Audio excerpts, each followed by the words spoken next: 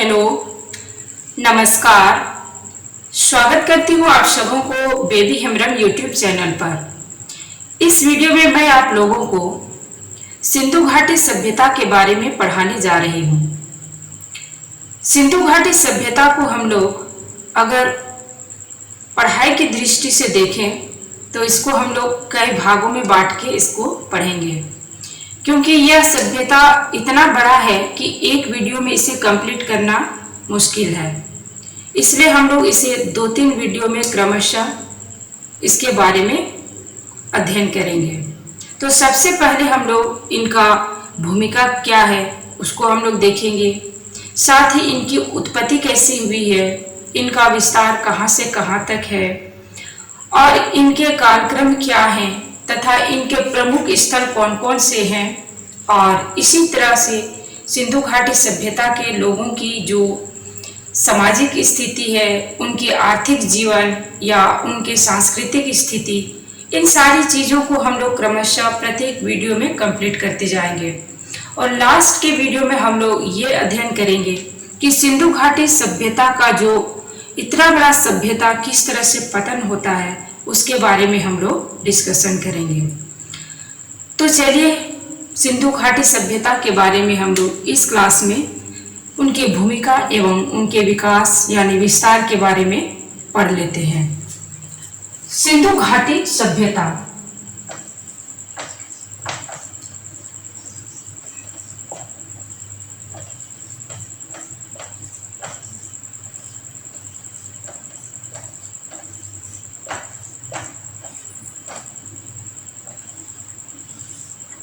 सिंधु घाटी सभ्यता, इन सभ्यता का अध्ययन करने के लिए सबसे पहले हम लोग उसकी भूमिका का अध्ययन करेंगे।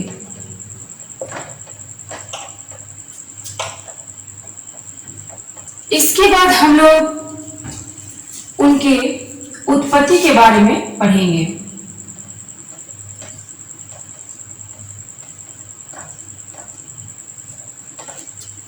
इसके बाद उनका विस्तार देखेंगे।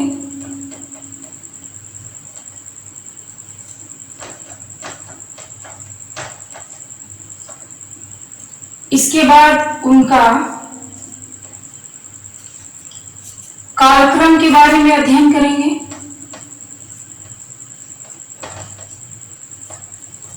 फिर आगे हम लोग उनके प्रमुख स्थल एवं उन स्थलों की विशेषता के बारे में अध्ययन करेंगे, यानी कि स्थल, प्रमुख स्थल के बारे में।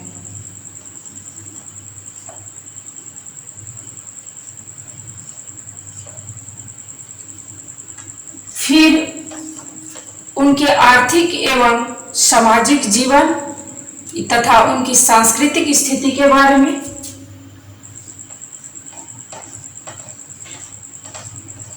आर्थिक स्थिति,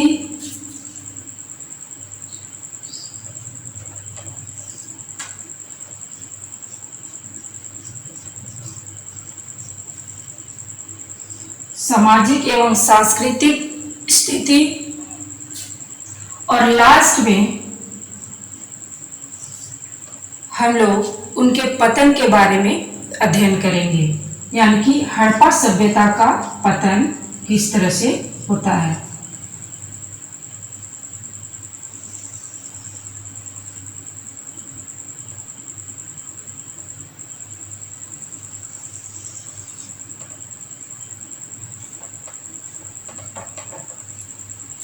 इस तरह से हम लोग सबसे पहले हड़प्पा सभ्यता की भूमिका के बारे में अध्ययन करेंगे, फिर उसके उत्पत्ति के बारे में, फिर उनके विस्तार के बारे में, फिर उनके कालक्रम के बारे में, फिर उनके प्रमुख स्थल के बारे में, फिर उनके सामाजिक स्थिति के बारे में, आर्थिक स्थिति के बारे में और लास्ट में हम लोग उसके पतन के बारे में अध्ययन करेंगे। इस तरह से ये सारे पक्ष का अगर हम लोग अध्ययन कर लेंगे तो सिंधु घाटी सभ्यता की एक भी ऐसा उनके बारे में जो भी पढ़ाई करनी है वो नहीं छूटेगी और पूर्ण रूप में जानकारी हम लोग को मिल जाएगी। सबसे पहले भूमिका और साथ ही विस्तार के बारे में इस वीडियो में हम लोग अब पढ़ने जा रहे हैं।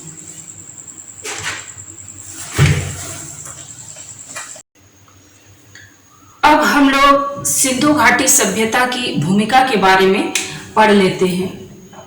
इसकी भूमिका क्या है ये पढ़ लेंगे। सिंधु घाटी सभ्यता की भूमिका को पढ़ने के लिए हम लोग 2-3 भागों में इसको बांट लेंगे। पहले कि आखिर सिंधु घाटी सभ्यता को हड़प्पा सभ्यता के नाम से क्यों कहा जाता है, साथ ही इसे सिंधु घाटी सभ्यता ही क्यों कही जाती है, या इनका नाम प्रथम नगरीय क्रांति के रूप में कैसे पड़ा, या इसे कांस्य युगीन सभ्यता क्यों कहा जाता है, साथ ही इसका नाम सरस्वती सभ्यता क्यों पड़ा। इन सारी टॉपिकों को हम लोग क्रमशः डिस्कशन करेंगे। सबसे पहले हम लोग सिंधु घाटी सभ्यता का नाम हड़प्पा सभ्यता क्यों पड़ा ये हम लोग देख लेते हैं। सिंधु घाटी सभ्यता का नाम हड़प्पा सभ्यता क्यों पड़ा। हड़प्पा सभ्यता, हड़प्पा सभ्यता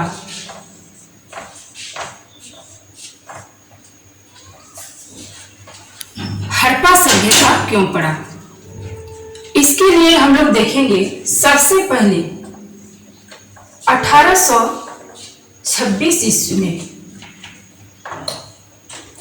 1826 ईस्वी में एक ब्रिटेन के विद्वान थे, अंग्रेज विद्वान थे, और वो थे चार्ल्स मैनसन। 1826 ईस्वी में चार्ल्स मैनसन नाम के एक अंग्रेज विद्वान ने सबसे पहले हड़प्पा क्षेत्र में जो टीला बना हुआ था उस टीले की ओर अपना ध्यान आकर्षित किया था। उसने उस टीले को देख के ये अनुमान लगाया था कि शायद उस टीले के अंदर ऐसे कुछ अतीत की चीजें होगी। अगर उसकी खुदाई की जाएगी तो हमें उसके बारे में कुछ नई जानकारी मिल सकती है। लेकिन सिर्फ उसने उस टीले की ओर अपना ध्यान दिया, उसके आगे वहां पे कुछ ऐसा काम किया नहीं गया, बस इतने ही तक सीमित रह गया। इसके बाद फिर 1853-56 ईस्वी में 1853-56 ईस्वी में इस समय देश में यानी कि भारत में, उस समय पाकिस्तान भी भारत में ही मिला हुआ था, पाकिस्तान आजाद नहीं हुए थे या अलग नहीं हुए थे। उस समय यानी कि हम भी गुलाम थे अंग्रेजों के। उस समय कराची से लाहौर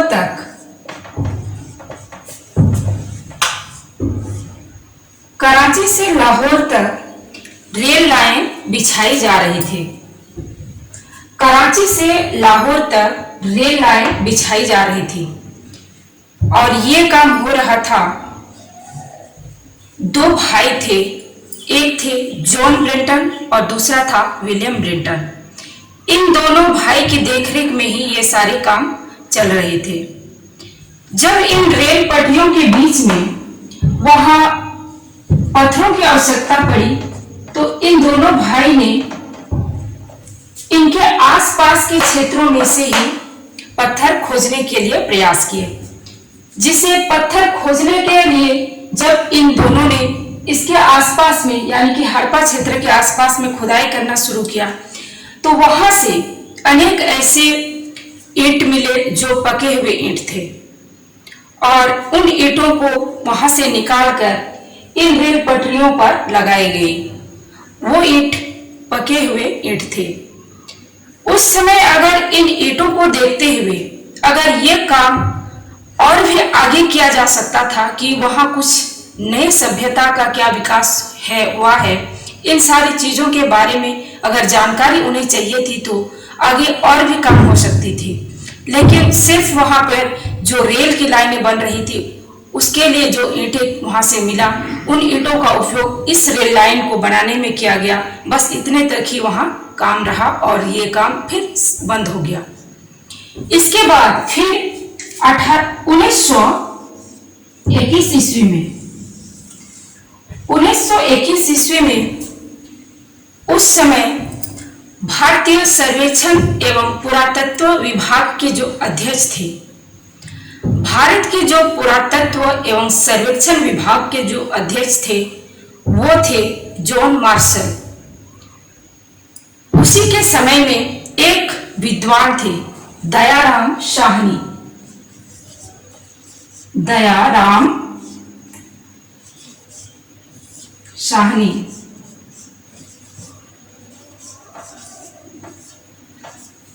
इसी दयाराम साहनी के अगुवाई में हड़प्पा क्षेत्र में एक खुदाई की जाती है और उस क्षेत्र में खुदाई के फलस्वरूप अनेक ऐसे अतीत के सभ्यता की चीजों के बारे में जानकारी मिलती है, जिससे हमें पता चलता है कि उस क्षेत्र में एक सभ्यता का विकास हुआ है। और इसी को देखते हुए सिंधु घाटी सभ्यता का नाम पड़ता है हड़प्पा सभ्यता। यानी कि सबसे पहले सिंधु घाटी सभ्यता को खुदाई के रूप में जिस हड़प्पा स्थल में इसका प्रयोग किया गया था या प्रयोग किया गया, इसी के तहत इसका नाम हड़प्पा सभ्यता भी पड़ जाता है। अतः हम कह सकते हैं कि हड़प्पा सभ्यता इसलिए उसका नाम पड़ा क्योंकि हड़प्पा क्षेत्र में सबसे पहले खुदाई काम किया गया था और वहां से इस सभ्यता के अतीत के बारे में हमें सबसे पहले जानकारी खुदाई के रूप में, खुदाई से हमें प्राप्त होती है। इसलिए इस सभ्यता का नाम हड़प्पा सभ्यता कहा जाता है। यहां तक क्लियर है। आगे हम लोग हड़प्पा सभ्यता की दूसरी नाम, जैसे दूसरा नाम के रूप में है, हड़प्पा सभ्यता को सिंधु घाटी सभ्यता क्यों कही जाती है? हड़प्पा सभ्यता को सिंधु घाटी सभ्यता क्यों कही जाती है?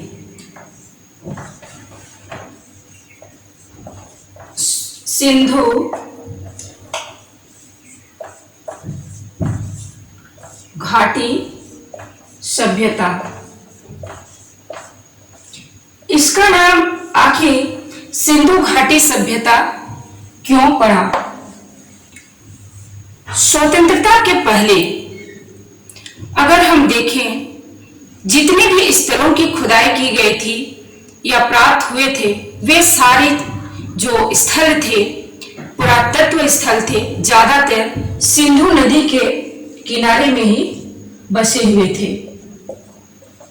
आजादी के पहले जब उस क्षेत्र में इस सभ्यता का जहां विकास हुआ था, जैसे दक्षिण पश्चिम एरिया, उत्तर पश्चिम एरिया में वहां खुदाई होती है, तो वहां देखते हैं कि सबसे ज्यादा इसी सिंधु नदी के किनारे में ही वो स्थल मौजूद है। इसी के आधार पर इस सभ्यता का नाम सिंधु घाटी सभ्यता पड़ता है। सिंधु घाटी सभ्यता का नाम इसी सिंधु नदी के इर्द गिर्द में बसा हुआ शहरों यानी स्थलों के आधार पर ही उनका नाम सिंधु घाटी सभ्यता पड़ता है। इसके आगे हम लोग आखिर इस सभ्यता का नाम सरस्वती सभ्यता के रूप में क्यों पड़ा? सरस्वती सभ्यता के रूप में इस सभ्यता का नाम क्यों पड़ा, ये भी हम लोग देख लेते हैं। इसी सभ्यता का दूसरा नाम है क्या? सरस्वती सभ्यता।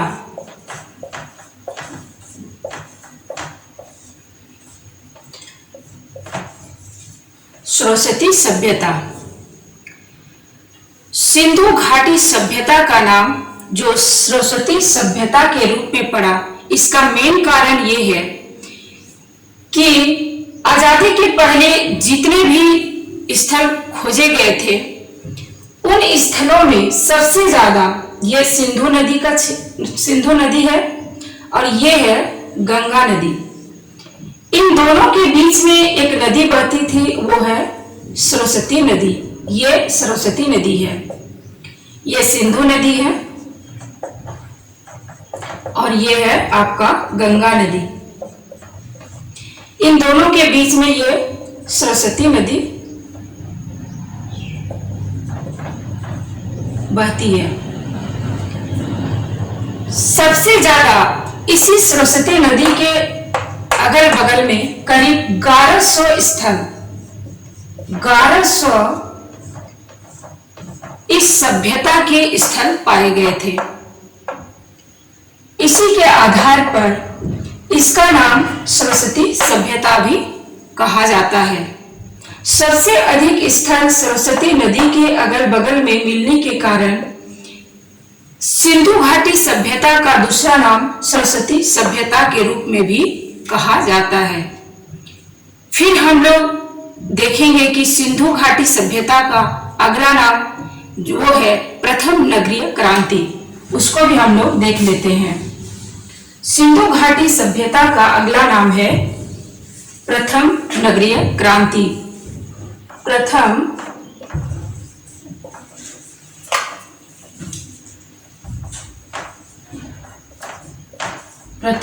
नगरीय क्रांति।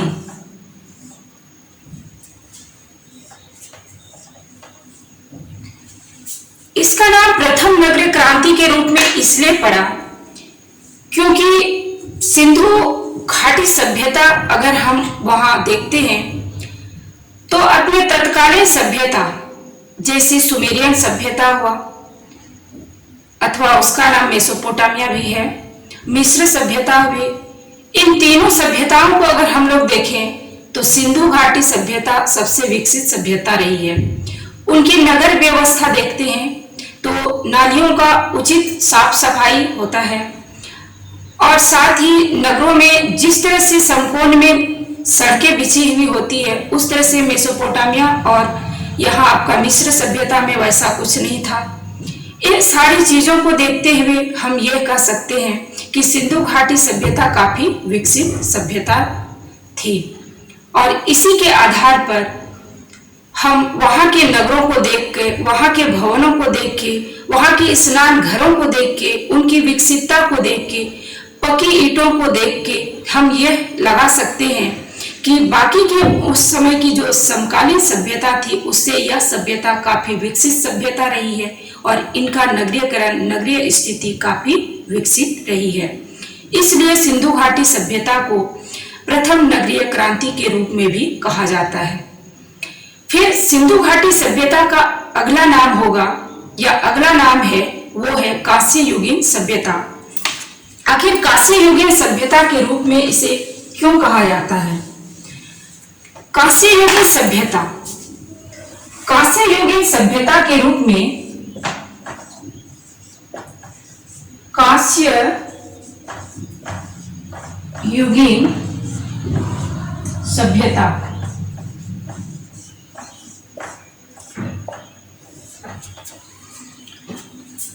हम लोग सब जानते हैं कि मानव सबसे पहले पत्थरों के बीच में रहते थे और उस समय के काल को हम लोग पाषाण युग कहते हैं।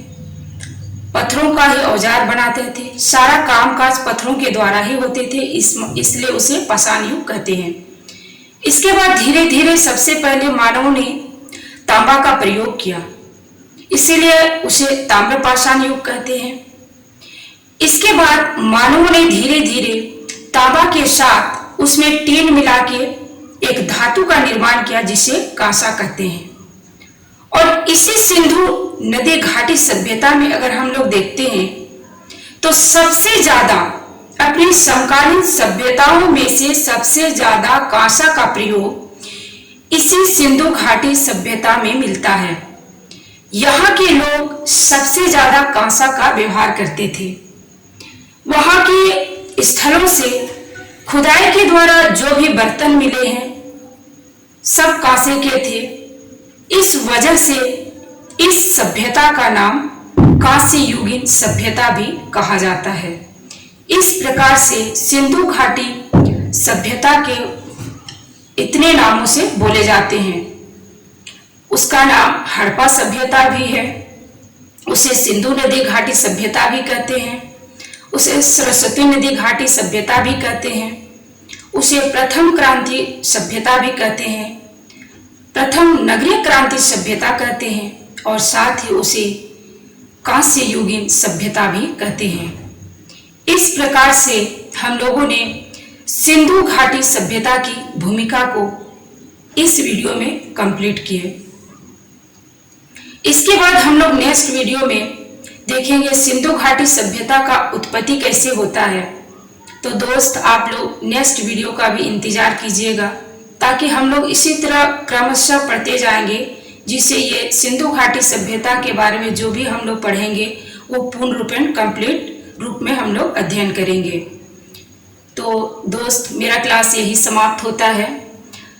मैं आप लोगों से निवेदन करूंगी, अगर आप लोगों को ये क्लास अच्छी लगी हो तो प्लीज़ इस वीडियो को लाइक कीजिएगा, शेयर कीजिएगा और साथ ही इसी तरह से मेरे नए पुराने या छोटे बड़े वीडियो आप लोग को चाहिए तो बेबी हेम्ब्रम यूट्यूब चैनल को आप लोग सब्सक्राइब कीजिएगा। इतना ही कहकर यहीं पर मैं अपना क्लास समाप्त करती हूँ। धन्यवाद।